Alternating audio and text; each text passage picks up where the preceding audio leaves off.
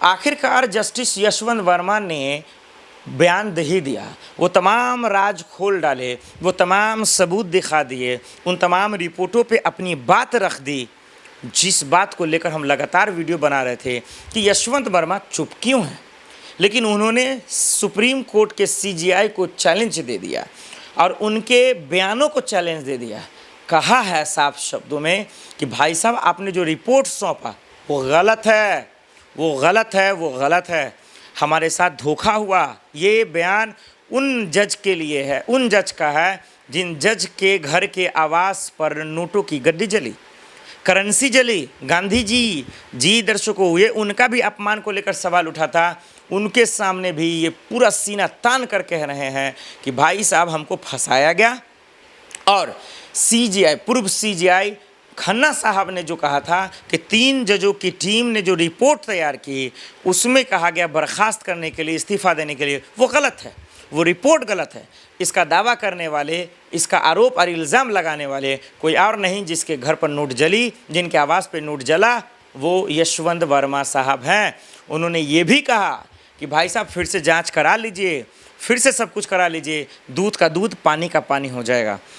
यानी उनके कैरेक्टर को लेकर जो सवाल उठ रहे थे कि सरकार का भी पैसा हो सकता है, उनके साथ मिली भगत हो सकती है, बीजेपी के मंत्री शामिल हो सकते हैं, नेता शामिल हो सकते हैं, या फिर विपक्ष का कोई नेता शामिल हो सकता है, उन बातों को खारिज कर दिया है जस्टिस यशवंत वर्मा साहब ने, जज यशवंत वर्मा साहब ने।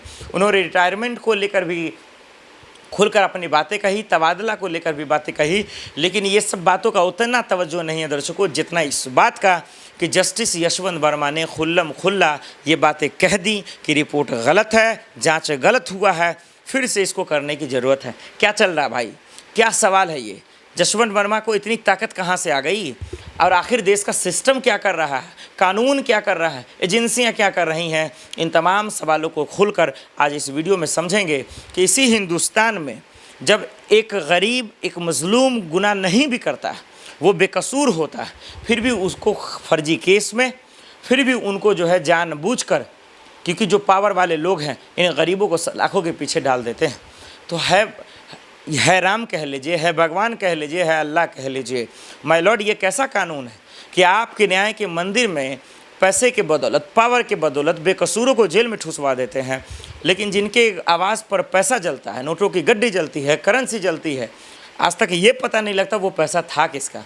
आज तक ये पता नहीं लग पाता है कि आखिर कौन कौन इसमें शामिल है। आखिर ये पता नहीं लग पाता है कि इसके पीछे का जो असली वजह था वो कौन होता है, ये पता नहीं चल पाता है। और अच्छा, वो सिस्टम होने के बावजूद, सीसीटीवी फुटेज होने के बावजूद, ऑडियो रिकॉर्डिंग, मोबाइल होने के बावजूद ये पता नहीं लगना, ये तो हैरान की बात है, ये तो चौंकाने वाली बात है माय लॉर्ड। ये सबसे बड़ा तो हैरान करने की बात ये है कि इस हिंदुस्तान में, हिंदुस्तान के कोई, ये बिहार यूपी का मामला नहीं है कि कोई विधायक दादागिरी कर इस मामले को दबा दे, या कोई बृजभूषण शरण जैसा, राजा भैया जैसा, धनंजय जैसा जो अपने पावर के इस्तेमाल पर दरअसल कुछ भी करा दे।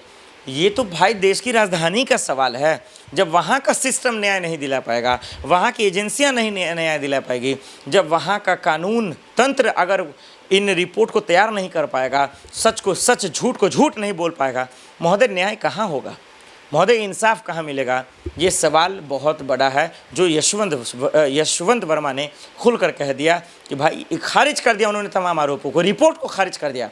तो अब सबसे बड़ा जो सवाल है, कान खोलकर सुन लीजिए। तो जस्टिस यशवंत वर्मा ने जो चैलेंज दिया, जो चुनौती दी, क्या देश के प्रधानमंत्री उसको एक्सेप्ट करेंगे? क्या राष्ट्रपति जी एक्सेप्ट करेंगे? या फिर महाभियोग जो चलाने की बात हो रही थी, क्या वो सिरे से खारिज हो जाएगा? क्या कोई भी रिपोर्ट, कोई भी सच सामने नहीं आ पाएगा? चलिए एक एक कर आपको हम दर्शकों को बता देते हैं और समझा देते हैं। अब जिस तरीके से उन्होंने जो 3 जजों की टीम की जो रिपोर्ट सौंपी गई थी पूर्व सीजीआई दरअसल खन्ना साहब के पास, और उन्होंने जब राष्ट्रपति जी को भेज दिया, प्रधानमंत्री जी को भेज दिया और कह दिया कि इस्तीफ़ा दे देना चाहिए, बर्खास्त करवा देना चाहिए यशवंत वर्मा साहब का, जस्टिस साहब का, तो उसके बाद जो है नहीं हुआ, वो इस्तीफ़ा नहीं दिए, कुर्सी नहीं छोड़ रहे हैं महोदय, उनको बहुत प्यार है इन चीज़ों से।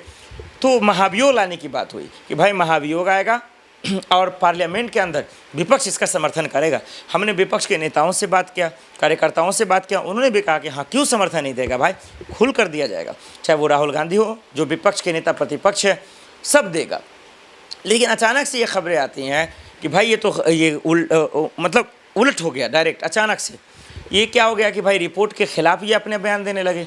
इन्होंने जो है सीजीआई खन्ना साहब को ही बोल दिया साफ शब्दों में कि भाई साहब जो आपने टीम तैयार की थी वो रिपोर्ट ही गलत है, फिर ऐसे में कैसे होगा। तो क्या जो रिपोर्ट सीजीआई खन्ना साहब जो पूर्व सीजीआई थे उन्होंने जो राष्ट्रपति और प्रधानमंत्री को सौंपा, क्या वो गलत था? क्या ये उनका अपमान नहीं है? क्या ये एक तरीके से चैलेंज नहीं है? आखिर यशवंत वर्मा को इतनी हिम्मत आ कहाँ से रही है?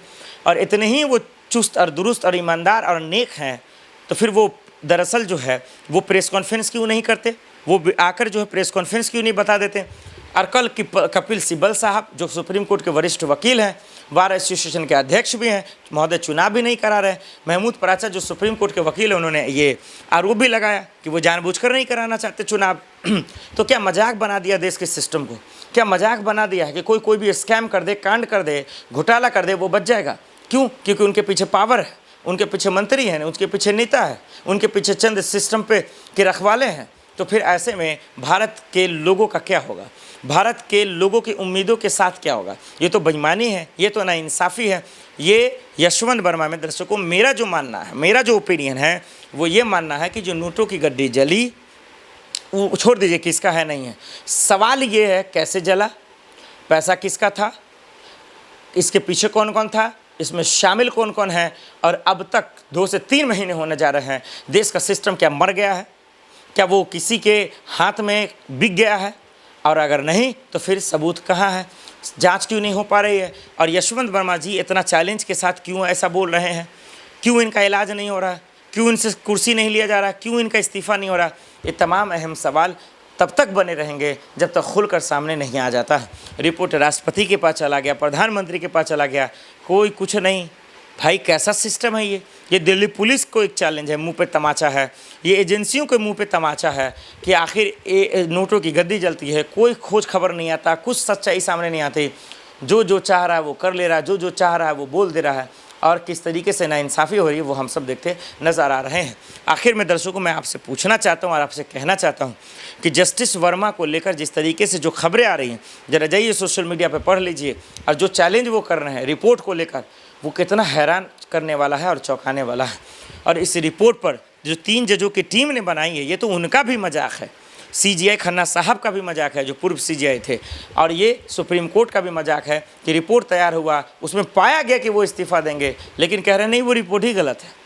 तो बताइए, वो पहले कह रहे थे हम घर पे भी नहीं हैं, तो वो खुलकर अपना बयान देते नज़र आ रहे हैं इन दिनों, और देश की एजेंसियाँ चुप है, वो खामोश है, वो कार्रवाई नहीं हो रही है। तो ये कहीं ना कहीं विचलित और परेशान करने वाला है। मामले में जो भी दोषी हो, जो कसूरवार, मैं ये नहीं कह रहा हूँ कि यशवंत वर्मा ही कसूरवार है, ये तो जांच का विषय है, पुख्ता जांच होना चाहिए, निष्पक्ष जांच होना चाहिए और जल्द होना चाहिए, ताकि जो पूरे हिंदुस्तान 140 करोड़ के लोगों का जो उम्मीद का न्याय का मंदिर है सुप्रीम कोर्ट, उसमें अगर धांधली और स्कैम की खबरें आएंगी वहाँ से, तो सबको हैरान और परेशान करेगा, उम्मीदों पे पानी फेरना होगा। इसलिए उन सबको बरकरार रखने के लिए सच सामने आना बहुत ज़रूरी है, जाँच होना बहुत ज़रूरी है, जल्द से जल्द हो तो ज़्यादा बेहतर होगा।